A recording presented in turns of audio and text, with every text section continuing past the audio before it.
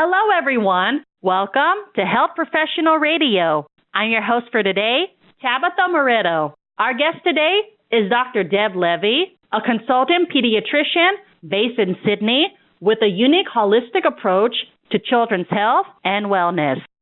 She believes that cutting out sugary junk food and sweets, people aren't depriving their children, rather, they are helping them thrive.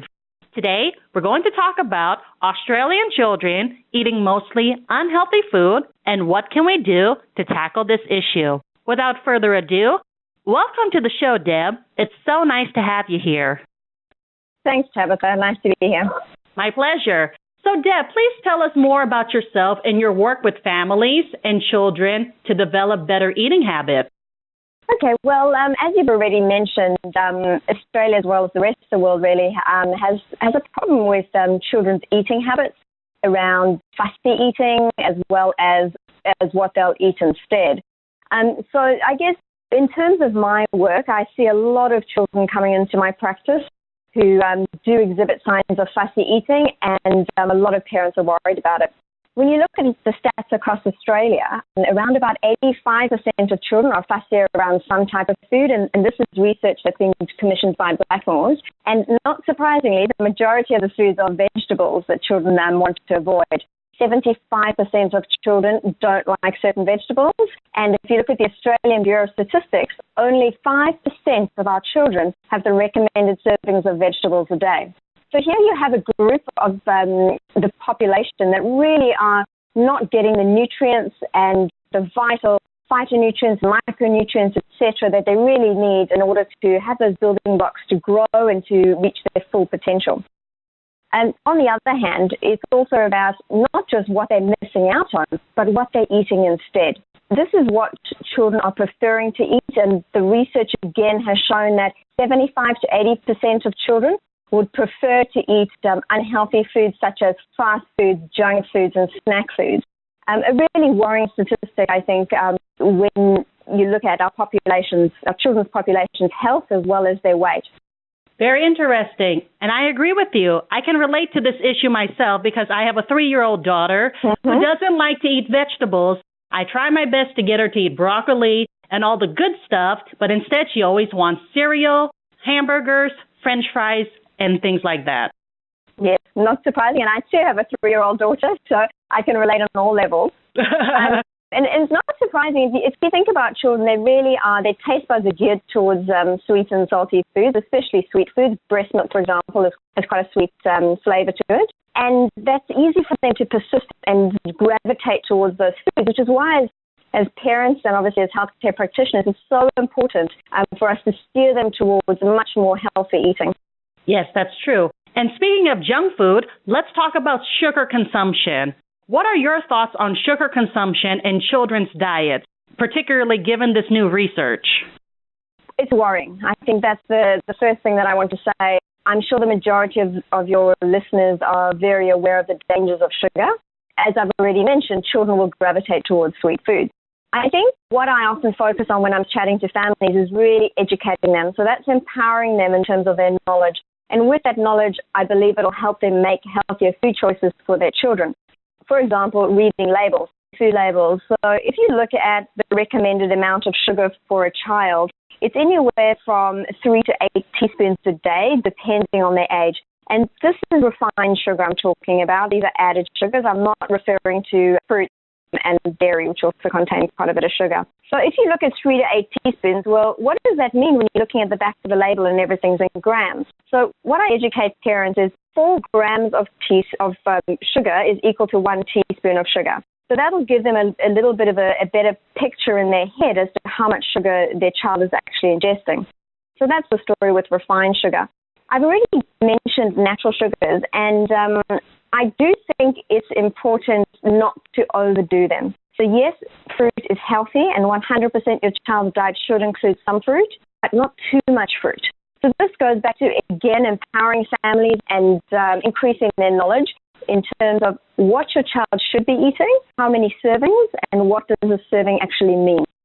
That's true. And I'm the same myself. When I go to the supermarket, I always make sure that I check the labels because nowadays we have all kinds of food products with added sugar And sometimes products would have the label that would say all natural, sugar-free, it's healthy for you, but when you look at the label, it's not.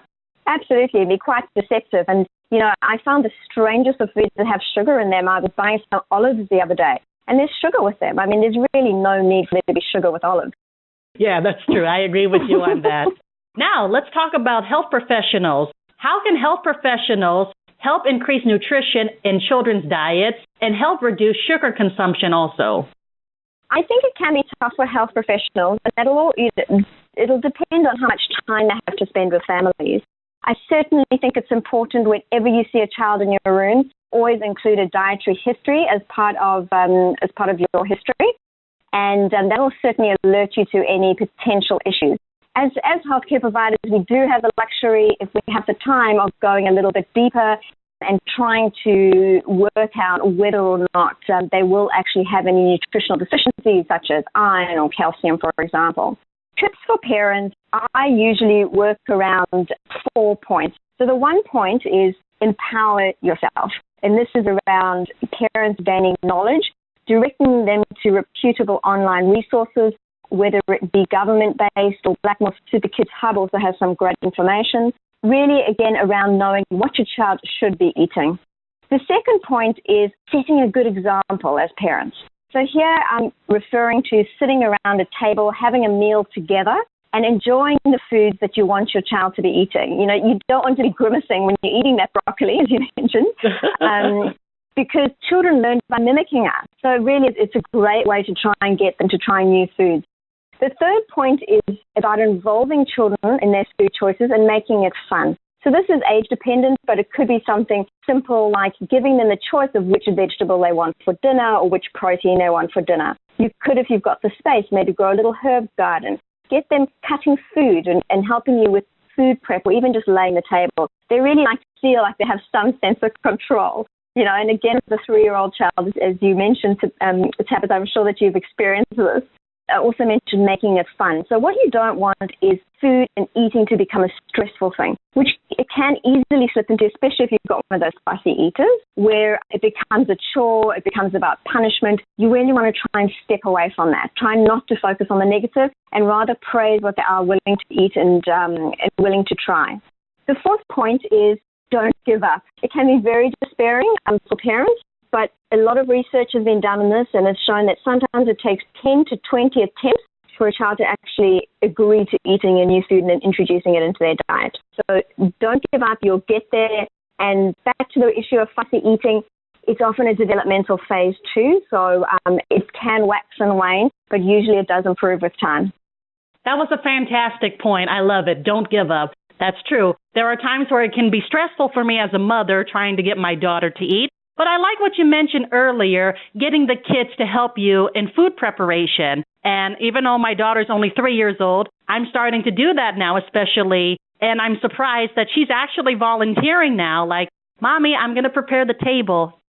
Mm-hmm. I love it. They do. Deb, I'm sorry. I would love to talk to you more, but we're running out of. But before we go, what is your main takeaway message to all of our listeners out there? Help your children to make healthy food choices, eat a rainbow of foods, and keep it fun. That was a fantastic message. Okay, Deb, for those who want to get in touch with you, how can they do that? They're welcome to my website, which is www.drdeblevy, so DRDEBLEVY.com. Wonderful. Thank you so much, Deb, for coming on the show. It was fantastic having you. Thank you so much. Happy to come again as well. And that was consultant pediatrician Dr. Deb Levy. If you like this interview, transcripts and archives are available at www.hpr.fm. We're on all social media platforms, so don't forget to follow, like, and subscribe.